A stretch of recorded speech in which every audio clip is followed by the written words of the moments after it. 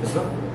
해요. 예, 계속 말씀. 다시 해요? 예. 그러니까 이게 용량이 30분밖에 안 돼서 다시 눌렀어? 눌렀어요. 그럼 다시 해요? 괜찮아요. 그러니까 다시 할게요. 그래서 아니 마포포럼가가 제가 강연할 때 국회의원 되는 데는 정말로 인지도가 중요하지만 대통령 되는 데는 인지도보다 더 중요한 게 비호감도 관리다. 그러면서 비호감도 관리를 못해서 마지막 정점에서 활용 전쟁을 못 찍고 물러난 정치를 너무 많이 봤습니다. 그렇죠. 그러면서 내가 김무성 대표를 딱 쳐다봤다니까. 김무성도 그런 거 김무성 대표도 그 마지막 비호감도 관리가 안 돼가지고 미끄러진 분 아닙니까? 김무성, 반기문, 뭐 황교안도 잘 나갔다 있었어요. 맞아요. 그때가 우리 조대원 위원장이 떴을 때 그 전당대회에서 황교안이 사실 그때 대세였잖아요. 오대훈이 안 되고. 황교안 대표가 사실은 김세현 의원이 저를 여의도연구원 상금 부원장 임명했을 때 그걸 막은 게 끝까지 막은 게 황교안이지. 오늘도 그 전라도 광주에 있는 선배가 그때 자네가 여의도연구원 부원장이 됐으면 국회 나오면 되는 것보다 더 역량 발휘를 하고 실력 발휘를 했을 건데 제가 정청래 의원하고 방송을 한 6개월 같이 했는데 그때 내가 양정철이라고 한번 붙고 싶다. 양정철 그분하고 그 민주연구원 원장보다 내가 실력이 더 있다 했을 때 정청래가 비웃었거든. 근데 내 가슴 속에는 나는 양정철보다 공부도 더 했고 내가 양정철보다 더 바닥 생활을 키웠고 내가 민심에 대해서 더 민감했기 때문에 난 충분히 양정철을 잡을 수 있다고 생각했는데 민주당도 비웃었고 우리 당도 비웃더라고. 그러니까 보세요. 저 같은 사람 국회 나오면 못하다 보니까 김은혜 내가 동갑인데 김은혜 윤희숙 이런 사람보다 조대원을 급을 낮게 봐. 근데 여러분들이 대화를 해보면 토론을 해보면 김은혜 윤희숙 같은 분이 저를 못 이깁니다. 김웅 이런 분이 다 저하고 동갑인데 75년생 알잖아요. 제가 민주당 의원들하고 안 그러면 정치인들하고 토론을 하면 그 사람들이 자꾸 토론을 안 하라 그래.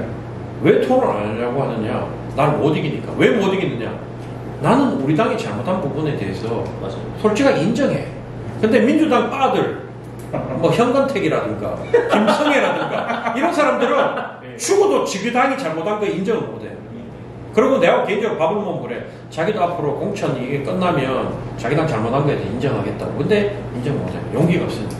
정치인싸라는 프로그램에서는 그나마 좀 토론하는 분위기가 있긴 해요. 근데 이제 현근택 이분들은 전형적인 이재명 스피커로 활동을 해서 거의 수많은 방송에서 위원장님 이제 시간이 많이 지났어요. 그래서 이제 그래도 기회를 못 받은 건 아니잖아요. 그러니까 예를 들어서 대선 때도 선대위 2007년 대선에서 선대위 2007년 했지. 전략기획위원도 했었고 전략기획위원 했지. 부대변인도 하셨죠. 부대변인 했죠. 그다음 2015년 뭐 시민연처럼 만드셨던 거 말고연인가요? 말고연 만들기 시민연대. 최성 조지는 최성 조지는 게 아니라 최성 시장하고 지금은 잘 지내요. 최성 시장. 근데 최성 시장이 8년 집권하는 동안 고양시에 저는 지금도 비리가 많다고 생각해요. 그렇죠. 다 밝혀지지 않아서 그런데 제가 서울고등법원에서 최성 모욕죄로 독재자로 얘기했다고 독재자로 얘기했다고 전과자가 됐다니까 김재훈 같은 사람 이해를 못하던데 정말로 독재자라고 얘기해서 제가 최성한테 고발당했고 유죄 나왔어요? 유죄 나왔죠. 벌금 100만 원. 독재자라고. 왜냐면 정치인한테 독재자라고 얘기하는 거는 요즘 항소하고 다 했을 거 아니에요? 항소하고 했죠. 대법원까지 갔죠. 그리고 이 변호사님들이 도와줘 무료 변론해 주셨는데 그래서 졌죠. 그 마지막에 제가 뭐라고 최후 변론을 했냐면 저는 반성하지 않는다. 후회하지 않는다. 전 잘못한 게 없다. 앞으로 반성하고 후회했으면 아마 벌금이 깎이든지 죄가 깎였을 거예요. 그런데 제가 당당하다 내 소신. 나는 이미 들어갈 때 원래는 녹음을 못하게 돼 있는데 녹음기를 켜놓고 내가 들어갔고 그걸 다 책에다 썼어요. 그래서 내가 뭐냐면 요즘 YCT 그 비리 문제는 수많은 비정상이 이어졌을 때 그런 결과가 나는 거지 정상적인 결과 같으면 그런 일이 일어날 수가 없다. 그래서 앞으로 세월이 더 흐르고 더 많은 내부 고발이 일어나고 그리고 정권이 바뀌고 나면 반드시 요진 YCT의 잘못은 조대원이 아니라 최성 시장이 문제가 있었다는 게 밝혀질 거다. 제가 그렇게 진술하고 난 잘못한 게 없다. 떳떳하다. 자랑스럽다. 이러고 난 말았지. 그러니까 그대로 1심에서 받은 형량을 그대로 받았죠. 반성하지 않는다고. 최성 시장 있는데 이제 언론 플레이니까 잘했던 것도 받으니까 무슨 고양이 이름 고양이 멘탈 같은 거 쓰면서.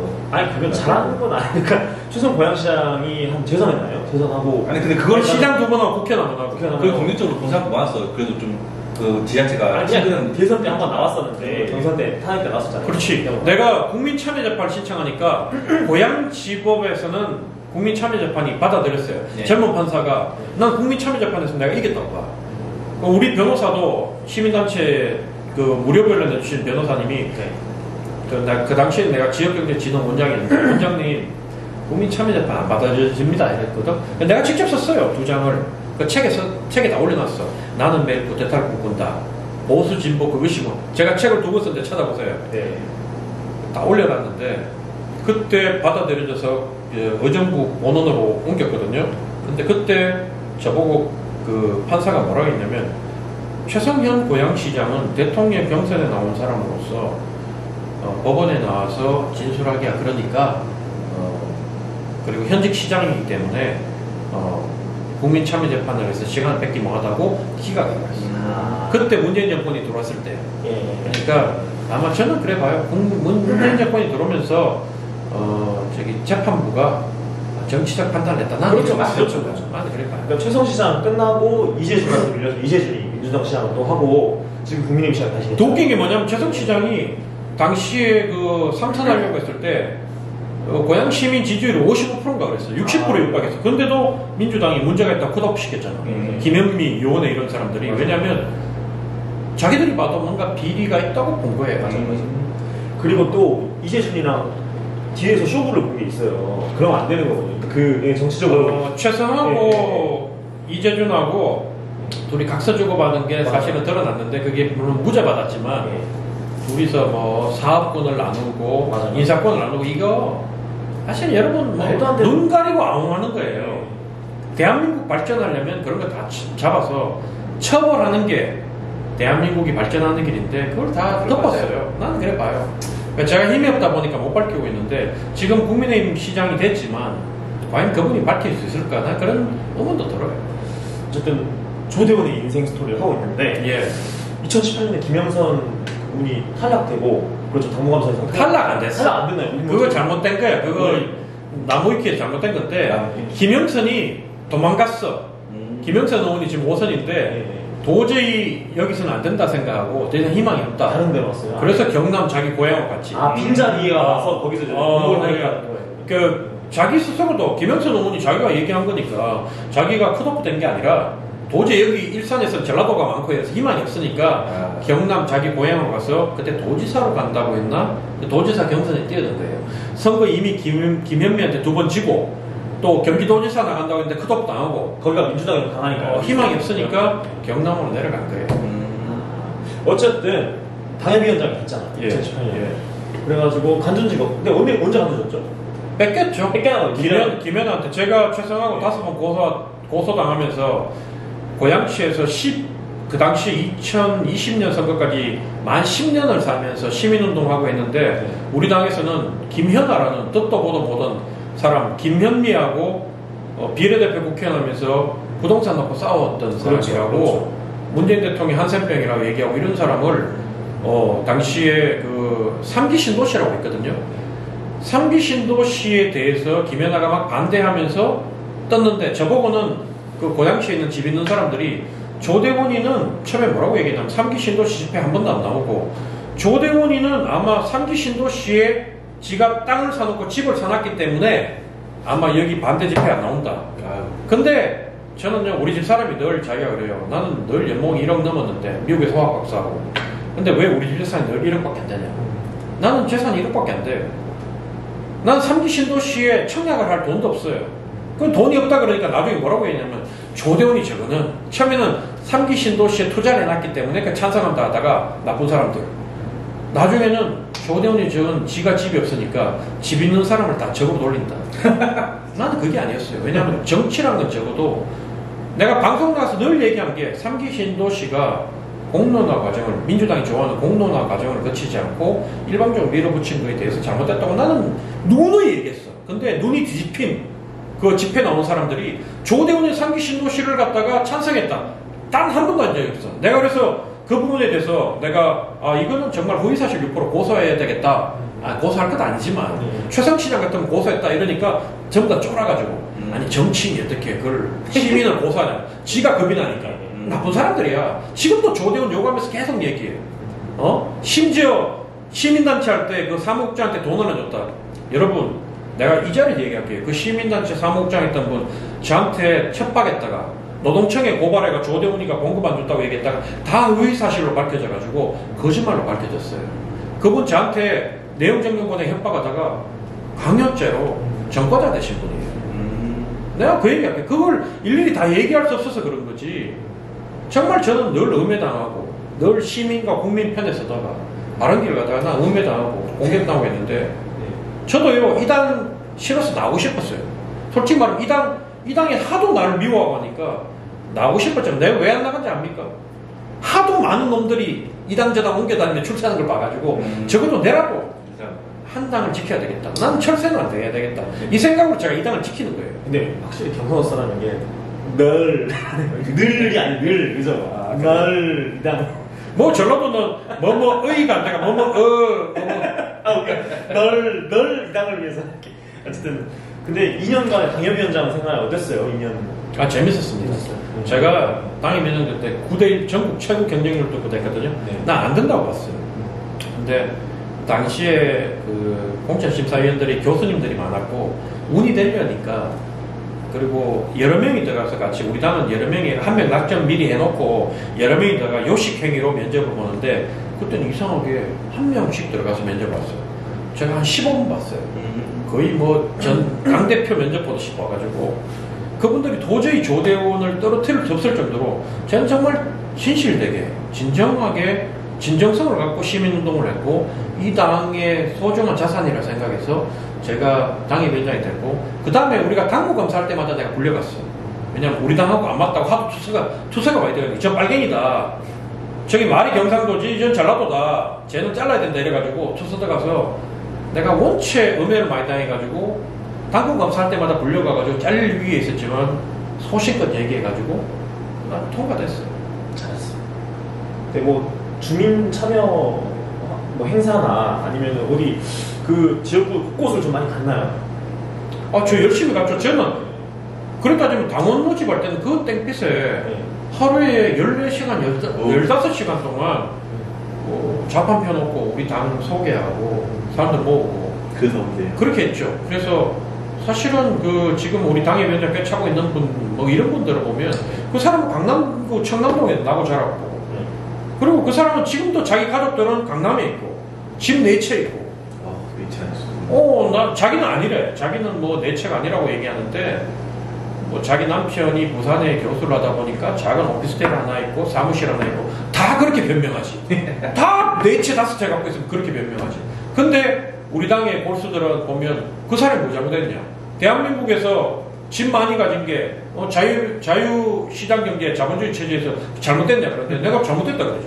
나는 우리 당 사람들이 왜 나를 불편하냐면 우리 당 지도권들이 왜 불편하냐면 나는 다주택자들은 정치권에 퇴출시켜야 된다. 아니 투기. 왜냐하면 아니 우리 박효은 기자나 윤동욱 기자가 집을 4채 갖고 있어서 관계없어. 아니 일반인이니까. 근데 대한민국이 주택 보급률이 108%예요. 108%면 적어도 우리가 산술적으로 봤을 때는 한 명 앞에 집 한 채씩은 뭐 반지하도 뭐도 다 주어져야 돼. 그렇죠. 다 주어야 된다. 그리고 8채가 남아야 돼. 100명 중에. 근데 서울은 주택 보급률이 50%도 안 돼. 전국적으로 봤을 때는 60%도 안 돼.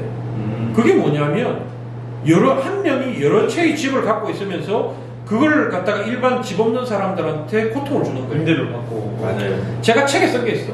내가 집이 없어봐가 아는데 고시원 생활해봐가 아는데 그 한여름에 저 아파트에 밤에 해가 니역니역 지는데 아파트에 불빛이 팍 반짝이고 사람들이 런닝 있고 수박 깨먹으면서 가족들하고 모이는데 그게 집 없는 사람한테 얼마나 서러움이고 아픔이 나느냐. 난 작지만 저런 집에 우리 가족들이 모여가지고 같이 오손도손 얘기하고 싶은데 나는 고시원 생활하고 있고 나는 반지하 생활할 때 그 심정을 여러분이 아느냐. 근데 정치인들이 맨날 얘기하잖아. 서민의 눈물을 닦아주겠다. 약자의 아픈 가슴을 싸매주겠다. 그렇게 입으로 얘기하는 놈들이 집을 3채, 4채 가지면서 그러니까요. 집놀이 하는 게 그게 과연 맞냐? 심지어 명예를 가족 걸로 하고. 나는 적어도 그런 놈들은 다 정치권에 퇴출시켜야 된다. 아니 그런 사람은 집으로 돈을 벌라는 거야. 정치가 하지 말고. 그건 내 말이 틀렸어요?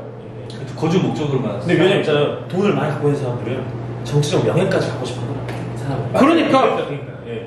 저는 그래 봐요. 오늘 한 선배가 오늘 나하고 이 광주에서 막 도와준 선배가 야 한국은 그래도 돈이 있어야 정치를 해 이러더라고. 그래서 내가 형님 사실은 제가 미국보다 한국이 더 뛰어난 나라로 보는 이유가 미국은 저같이 가진 거 없는 놈은 아예 정치를 못해요. 맞아요. 미국은 진짜. 미국은 정말로 대를 이어가지고 저기 정치적으로 성공한 집안이나 케네디 집안.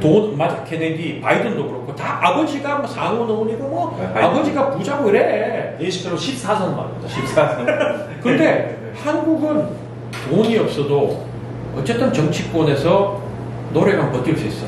그러니까 내가 마지노선이야. 내가 사실 나보다 더 없는 사람, 나보다 더 사실은 동문관계가 안 되는 사람은 이 바닥에 버티기 힘들어요. 내가 마지노선인데 그래도 저 같은 경우에는 하게 해보겠다고 이제 꿈을 꿀 수 있는 게 그래도 대한민국은 금권 정치의 영향을 좀 덜 받기 때문에 미국보다 할 수 있는 거지. 저는 그래 봐요. 미국보다 낫다는 얘기죠. 미국보다 낫지. 그러니까 우리가 돈 없는 사람 정치하기 쉽다는 건 절대 아니에요. 절대 아니죠. 맞아요. 어려워요. 제가 어려운 사람들 많이 봤어요. 그렇죠. 예, 그러니까 교수 아니면 변호사 쪽 아니면은 원외에서 정치하는 거는 진짜 어려운 일이에요. 그래서 저는 그렇게 생각해요.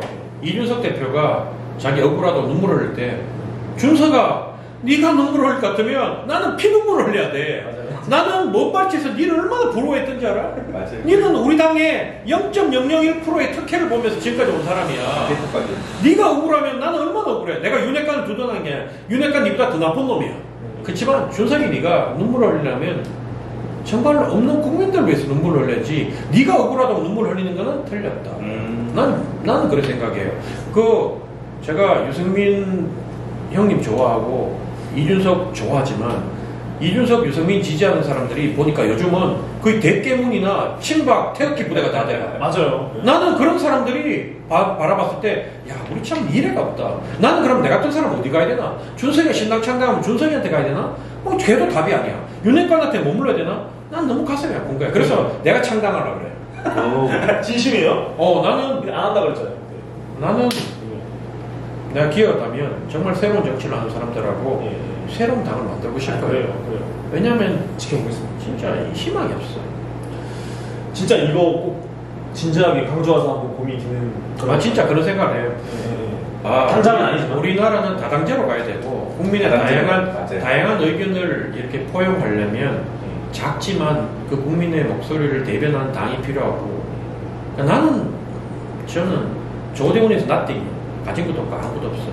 하지만 언젠가 국민들이 민심과 시대 정신이 폭발하면 내 같은 사람이 당수가 되는 시대가 오고 그 당이 국민들한테 제대로 인정받고 제대로 정치를 하면 조대원이 당수하는 당이 집권할 수도 있다. 나는 그래 봐요.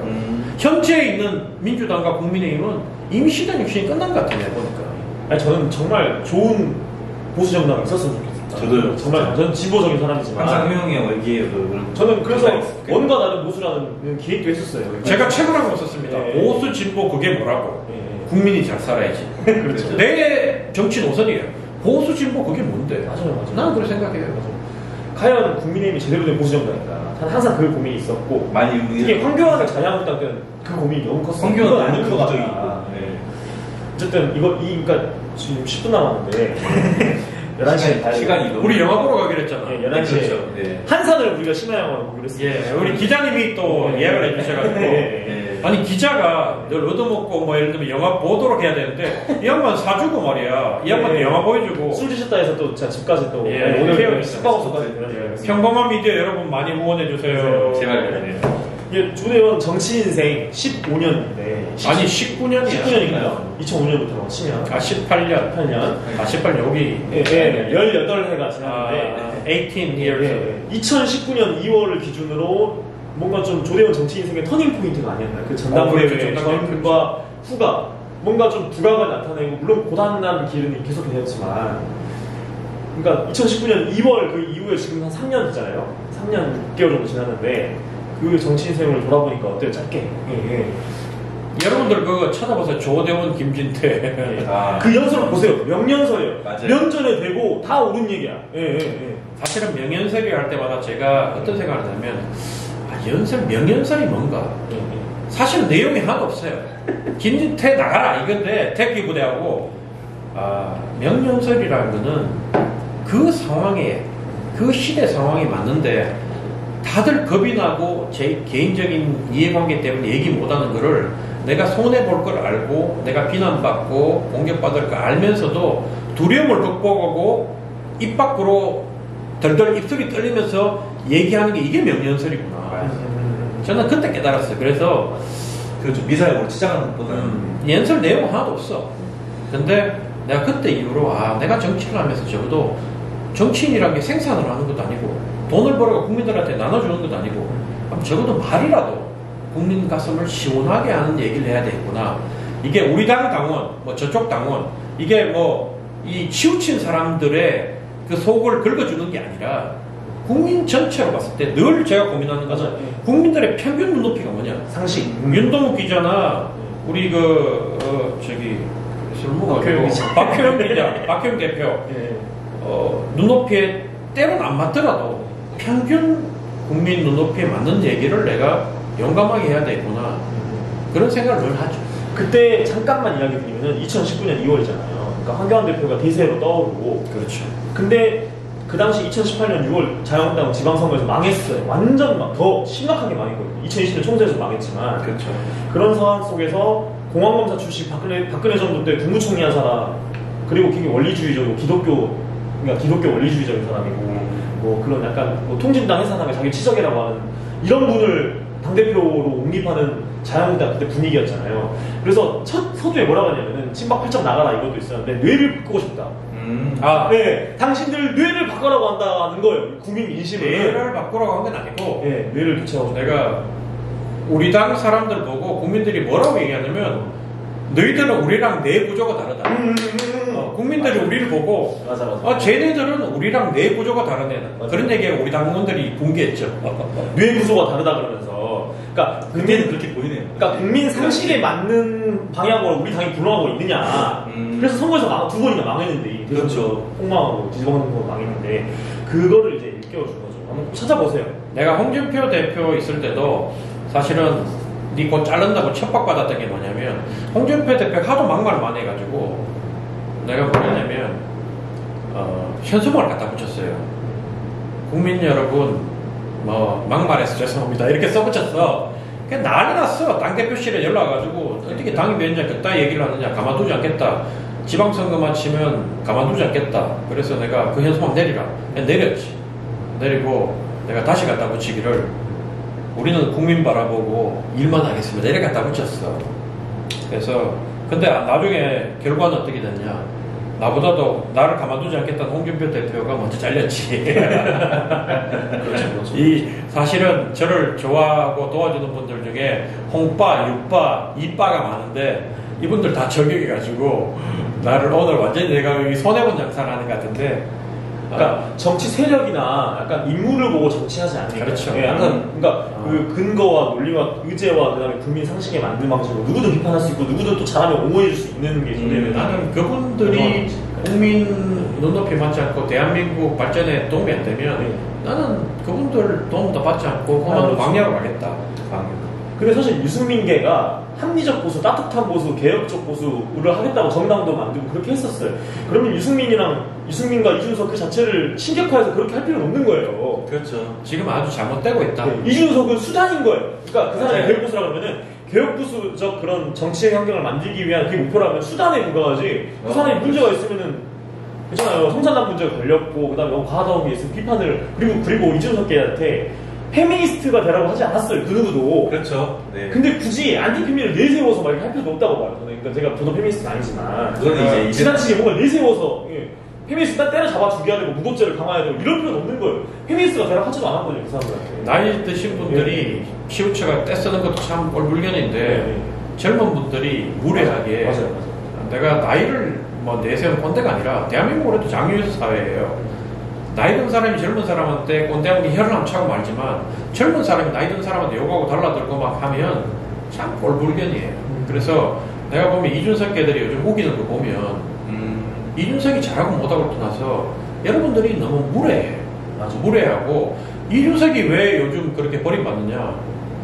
내 친구 한 명은 의사인데 불과 2주 전만 하더라도 이준석이 대단하지 않느냐. 이준석은 그래도 앞으로 큰 인물이 될 거다 했는데 그 친구도 이제 지쳤는지 걔는 끝났다 이래. 왜냐면 너무 지금 이준석이 막 나가. 사람이요. 말을 아낀다는 말이 있잖아. 이 말이 그냥 우리가 만든 말이 아니라 옛날부터 내려오는 말이에요. 특히 정치권에서 많이 쓰이는 말이에요. 때로는 말을 아낄 필요가 있다. 그래서 여러분들이 우긴다고 아무리 이준석을 치는 말을 해도 윤핵관이 더 나쁜 놈들이지만 이준석을 지도자로 세우지는 않는다. 이준석 당대표는 떨어진다. 그걸 알아야 돼. 도리어 여러분들이 이준석을 망하는 길을 더 도와주는 길이다. 나는 그렇게 생각해요.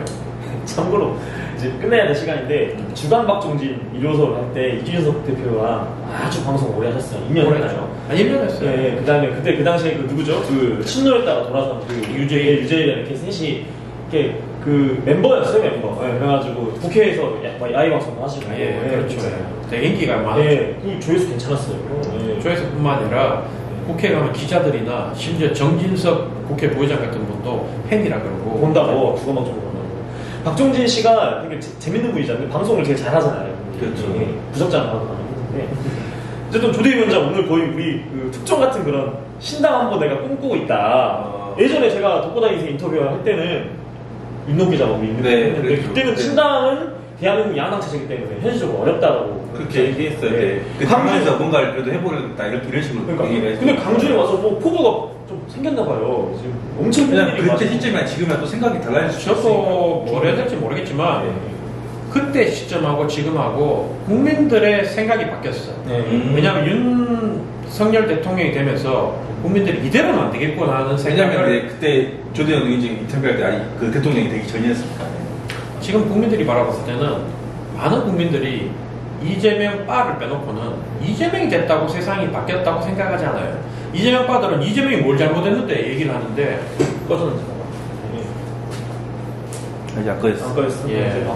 뭘 잘못했냐고 얘기하는데 이재명 씨는 다음에 나와도 안 돼요. 그러니까 저는 그런 걸 바라봤을 때 국민들이 이제는 양당 정치에 실물을 느낀다.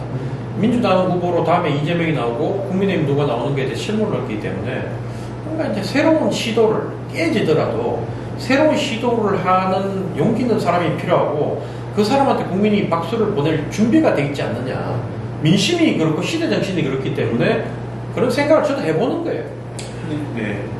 알겠습니다. 가야 돼가지고. 네, 그래서 마치도록 하고 오늘 제가 들어보니까 다른 주제들이 있었거든요. 그냥 걸러내고. 다음에 한 번 더 불러주시면 되고 있습니다. 네네. 불러주실래요? 네. 아니 그 아니 우리가 가지고. 아니 인간 조대원의 인생 자체가 드라마이기 때문에 네. 시간이 또 한 시간 모자라잖아요. 모자라요. 너무 모자라요. 정치 인생도 있고 정치권에 그러니까 진입하지 않았을 때 인생이 또 있을 거니까. 청소년들이 한시도 못했어 사실. 그러니까요. 안 끝났습니까? 네, 끝났고 네. 기사를 쓸게요 제가. 그러니까 차라리 유튜브 넣으시는데 오늘 그러니까 이게 인생 자체를 이야기를 좀 많이 없잖아요. 맨날 정치 하나만 했었잖아요. 저도. 네, 빨리 가시죠 이제. 화장실 갔다. 오늘 어우씨.